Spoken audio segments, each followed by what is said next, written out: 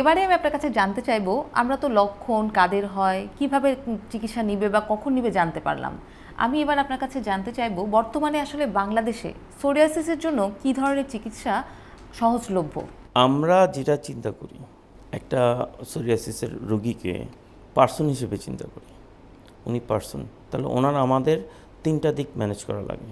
একটা হচ্ছে তার মানসিক অবস্থা, তার সামাজিক অবস্থা এবং সেই সাথে তার ওষুধপত্র আমরা যেটা দিয়ে থাকি। তো সেই ক্ষেত্রে আমরা যেটা করে থাকি, রোগীদের একটা যথাযথ কাউন্সেলিংয়ের ব্যবস্থা। এবং শুধু সেই না, সামাজিক অবস্থা বলতে যেটা বোঝাতে চেয়েছি যে রোগীর যে আত্মীয় স্বজন আছে তাদেরও একটা কাউন্সেলিংয়ের ব্যবস্থা করে থাকি।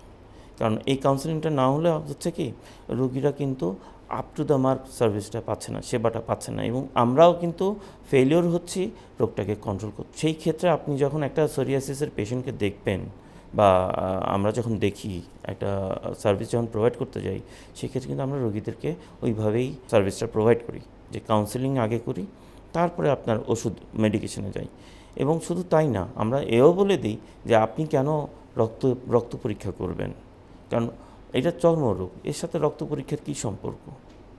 অনেকেই চিন্তা করে, না ডাক্তারের কাছে গেলাম, ডাক্তার টেস্ট দিল, হয়। কিন্তু আপনাকে যখন আমরা সোরিয়াসিসের ট্রিটমেন্টের জায়গায় যাই, সেক্ষেত্রে যেসব ওষুধপত্র আমরা দিয়ে থাকি, সেই ওষুধপত্রগুলো সেবনে যেহেতু আপনার রোগ প্রতিরোধ ক্ষমতাটাকে নিয়ন্ত্রণ করতে হচ্ছে, সেহেতু আপনার শারীরিক কিছু পরিবর্তন আসতে পারে, বিশেষ করে রক্তকণিকাগুলো কমে যেতে পারে। এমনকি যাদের আগে থেকে লিভারের সমস্যা থাকে, লিভারের সমস্যাও বাড়তে পারে। সেহেতু ওনাদেরকে আমাদের এই প্রথমে আমরা বলি বেজলাইনে কিছু পরীক্ষা করাতে হয়, এবং 2 মাস পর কিছু পরীক্ষা করাই আমরা। বর্তমানে এই সোরিয়াসিসের চিকিৎসায় বায়োলজিক্স থেরাপি একটা খুব সুনাম অর্জন করেছে। এই নিয়ে স্যার আমাদেরকে কিছু বলুন। আমরা বায়োলজিক্স থেরাপি প্র্যাকটিস করছিও, এবং আমার এখন পর্যন্ত আমি মোট 20টা রোগীকে বায়োলজিক্স দিয়েছি, এবং তারা কিন্তু শতভাগ তারা ডিজিজ ফ্রি আছেন, ডিজিজটা তাদের কন্ট্রোলে আছে। কিন্তু বিভিন্ন গবেষণায় দেখা গেছে যে শতকরা 80% ক্ষেত্রে বায়োলজিক্স থেরাপিতে কিন্তু সোরিয়াসিস নিয়ন্ত্রণে আসে। আমার ক্ষেত্রে আমার 20টা রোগী 20টাই আছে, নিয়ন্ত্রণে আছে। আর সবচেয়ে বড় কথা হচ্ছে কি জানেন, এটা বাংলাদেশের প্রেক্ষিতে এটা একটু এক্সপেন্সিভ। যখন আমরা ইউনিয়ন পরিষদে যাই, উপজেলায় যাই, তখন কিন্তু আমরা এই বায়োলজিস্টটা দিতে গেলে আমাদের চিন্তা করা লাগে, অনেকগুলো বিষয়, আর্থসামাজিক প্রেক্ষাপটগুলো চিন্তা করা লাগছে। তো এত সহজ না যে আপনি বায়োলজিস্ট দিয়ে দিচ্ছেন। কিন্তু সবচেয়ে পজিটিভ জিনিস হচ্ছে বায়োলজিস্টরা আমরা সারা ওয়ার্ল্ডে এটা এখন ফেমাস, শুধু আমাদের দেশ না, তো বিশ্বের সাথে তাল মিলিয়ে আমরা কিন্তু এগিয়ে গিয়েছি। বায়োলজিক্স কিন্তু এই যে কতগুলো আর্থ্রাইটিস, লাইক সোরিয়াটিক আর্থ্রাইটিস, যেটা মিউটিলেটিং আর্থ্রাইটিস আমরা বলি, যেটা মানুষকে বিকলাঙ্গ করে, সেই আর্থ্রাইটিসটাও কিন্তু 70% ক্ষেত্রে বায়োলজিক্স থেরাপি কিন্তু নিয়ন্ত্রণ করে আনে। এটা অবশ্যই একটা প্রমিজিং চিকিৎসা ব্যবস্থা। এই যে আমরা এতক্ষণ এতগুলো বিষয় নিয়ে জানলাম, এতগুলো বিষয় শুনলাম আপনার কাছ থেকে, এই সোরিয়াসিস বিষয়ে আমাদের সাধারণ জনগণের জন্য আপনার কি বলার আছে স্যার?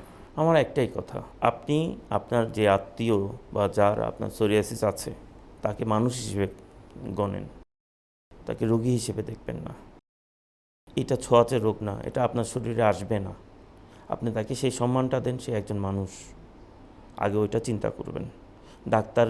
একমাত্র ডাক্তাররাই মানবতা দেখাবে, আর আপনারা মানবতা দেখাবেন না রোগীর লোকজন। মানে এটা হচ্ছে আমাদের চারপাশের মানুষ। অবশ্যই, কারণ এটা বৈজ্ঞানিকভাবে প্রমাণিত। আপনি যদি মানসিকভাবে রোগীকে টর্চার করেন, তাহলে আপনার রোগী তো ভালো থাকবে না। এবং সচেতনতা সবার আগে, আপনি সচেতন হবেন, রোগী সচেতন হবে, রোগীর হাজব্যান্ড সচেতন হবে, বা রোগীর ওয়াইফ সচেতন হবে, বা রোগীর আত্মীয় স্বজন সচেতন হবে, তাহলে আমরা আগাতে পারবো।